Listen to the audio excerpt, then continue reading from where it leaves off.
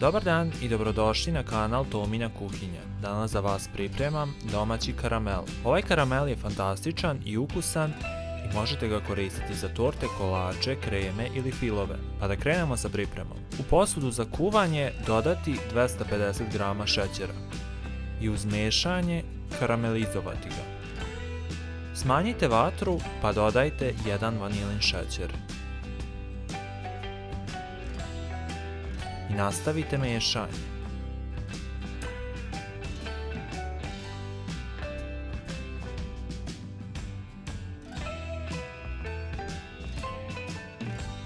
Dodajte 250 ml neutralne pavlake za kuvanje.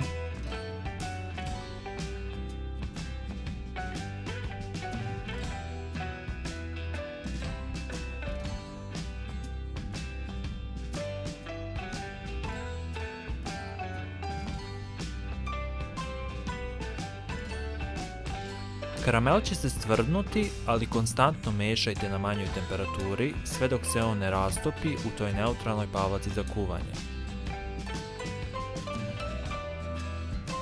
Kada se karamel rastopi, po želji dodajte prstohvat soli.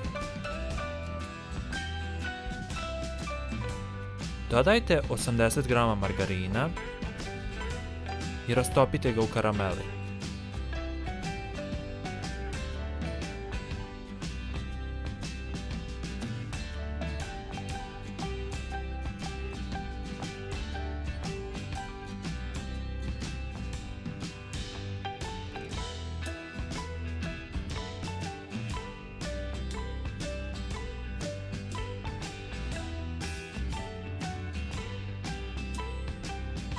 Ostavite karamel da se ohladi i spreman je za upotrebu.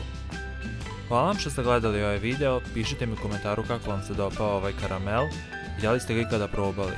Ukoliko ste novi na kanalu, ne zaboravite da se prijavite na kanal. A od sljedećeg videa ja vam šaljem jedan veliki pozdrav.